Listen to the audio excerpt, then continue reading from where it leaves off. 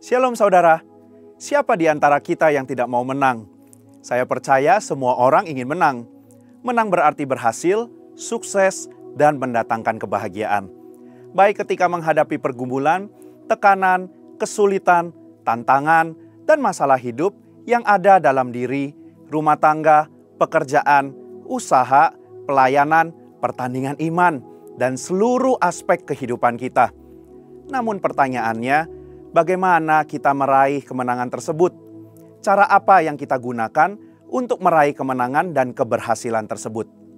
Nah, dalam VOP kali ini kita akan membahas tentang meraih kemenangan dengan cara Tuhan. Kita akan melihat bagaimana menang dengan cara Tuhan berbeda dengan menang dengan cara dunia. Pertama, kita akan melihat dari sisi kualifikasi pribadi seorang pemenang. Terdapat perbedaan kualifikasi seorang pemenang menurut penilaian atau standar dunia dan Tuhan. Biasanya, dunia akan berkata bahwa orang yang menang atau berhasil adalah mereka yang punya kualifikasi terpelajar, pintar, bijaksana, terpandang, kuat, dan punya posisi yang bagus. Tentu saja ini baik, namun hal-hal tersebut bukanlah faktor penentu dalam meraih kemenangan.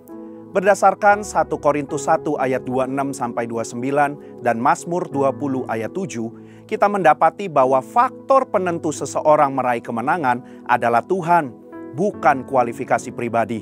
Tuhanlah yang memberikan kemenangan, bukan karena kekuatan dan kehebatan manusia.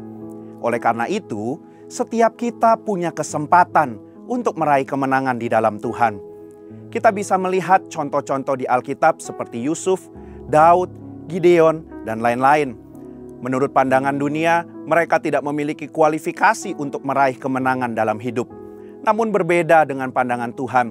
Justru Tuhan memilih dan menjadikan mereka sebagai pemenangnya. Maka dari itu, kita tidak perlu minder, takut, ataupun khawatir dengan latar belakang dan kondisi kita.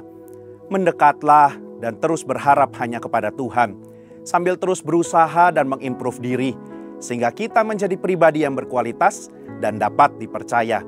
Sebaliknya, jangan sombong dan merasa hebat atas setiap pencapaian kita. Tuhanlah yang memilih dan meneguhkan kita. Dia juga yang memampukan dan menyertai kita. Kedua, kemenangan juga berbicara soal metode atau cara untuk meraih kemenangan itu. Cara yang Tuhan pakai seringkali berbeda dengan cara-cara dunia atau manusia, sehingga kita tidak bisa membatasi cara yang dapat dipakainya. Cara-cara luar biasa yang tidak dapat kita pikir dengan nalar manusia.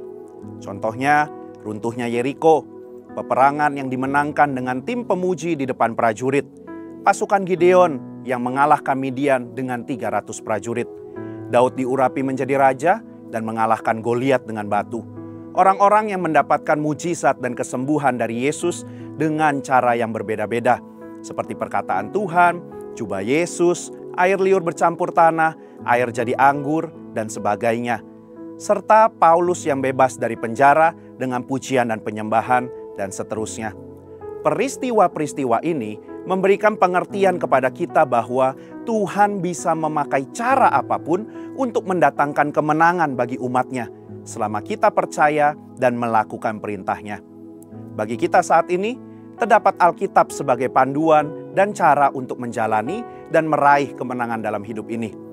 Bagi dunia, cara-cara ini tidak populer dan mungkin ada yang berkata tidak relevan. Tapi kita percaya bahwa Tuhan memberikan kemenangan kepada umatnya dengan caranya yang ajaib. Ketiga, kemenangan juga mengenai masalah waktu. Terdapat perbedaan antara waktu meraih kemenangan dengan cara Tuhan dan dunia. Jika dunia menuntut tenggat waktu dalam meraih kemenangan dengan perhitungan secara matematis, maka Tuhan kita tidak bisa dipaksa untuk memakai perhitungan secara matematis dalam meraih kemenangan atau keberhasilan. Kita bisa melihat contoh-contoh di Alkitab seperti Abraham, Musa, Israel, Yusuf, Daud, Ayub, dan lain-lain yang menantikan kemenangan dengan tekun dalam waktunya Tuhan. Ada yang menantikan setahun, namun juga ada yang 40 tahun.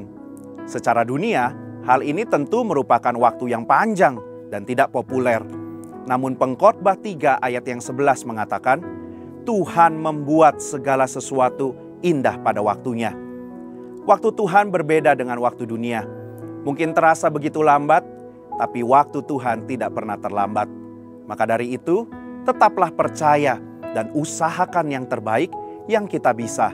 Kemenangan akan menjadi bagian milik kita. Alkitab memberikan langkah praktis yang dapat kita lakukan untuk meraih kemenangan. Pertama, beriman dan mengandalkan Tuhan. Kedua, ikuti dan terapkan prinsip kebenaran firman Tuhan dalam kehidupan sehari-hari. Yang ketiga, tekun dan sabar. Kesimpulannya, kita perlu hati-hati dengan cara kita dalam meraih kemenangan. Tuhan memberikan kemenangan kepada orang-orang yang dikasihinya, namun kita perlu mengikuti dan menerapkan prinsip kebenaran firman Tuhan dalam kehidupan kita, dan tetap sabar dalam menantikan waktunya. Selain itu, kita tidak boleh bermegah atas kemenangan atau keberhasilan kita, karena itu adalah pemberian Tuhan. Mari kita meraih kemenangan bersama Tuhan dengan caranya sambil tetap memuliakan Tuhan dalam hidup kita. Saudara, untuk penjelasan lebih lengkap dari tim teologi kami, silakan scan QR Code atau buka link yang ada di atas. Tuhan Yesus memberkati.